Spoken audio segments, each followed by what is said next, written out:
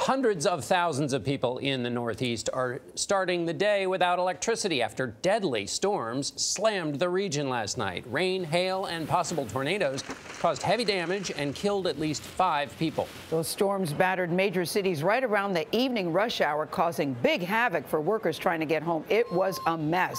There were a series of rescues in Maryland overnight because of flash flooding. And the region faces the threat of more rain today that could cause new flooding. Don Dahler is following the aftermath of the storms in Cheshire, Connecticut. Don, good morning. Good morning. You can already hear the crescendo of chainsaws in the distance. This tree behind me probably stood for 100 years, but it was no match for last night's storm. The high winds blew it over and it sliced into this 2-story house.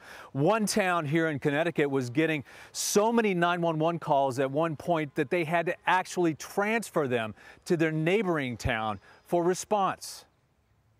Did you see his windshield? Look from the inside. Man. Powerful winds and baseball-sized hail prompted several counties in New York to declare states of emergency. The wind is ridiculous. I don't know what is happening right now. Absolutely pure white out. That's bigger than a golf ball. That's golf ball, easy. From Maryland to Massachusetts, the storm took down hundreds of trees and power lines, leaving roads and highways impassable. This fire from a downed line in New York got dangerously close to homes and a car. All of a sudden, I just heard a big crash and the house shook. People sheltered inside still face threats. Large trees crashed through homes. In Newburgh, New York, an 11-year-old girl was killed when a tree crushed the car she was in just outside of her home. Thousands of stranded commuters crowded New York's Grand Central Terminal after trains were suspended because of debris from the storm. For what happened this evening, which couldn't have happened at a worse time at the very beginning of rush hour. As day turned to night, the National Weather Service issued a flash flood emergency.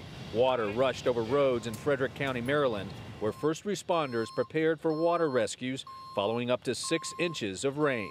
We have trees down, trees into houses, people trapped between trees on the roads, trees on cars, everything you could think of, we had it. Cleanup in parts of Connecticut is expected to take days, maybe even longer for houses like this. And unfortunately, the forecast is calling for more rain throughout the week. Gayle. Wow, Don, feel bad for the people that live in that house, but that really tells quite a story. I was on the train through Connecticut, coming back from a shoot. It was full-on Ghostbusters weather. I mean, it was grim. Couldn't have happened at the worst possible time. Thank you again, Don Dahler.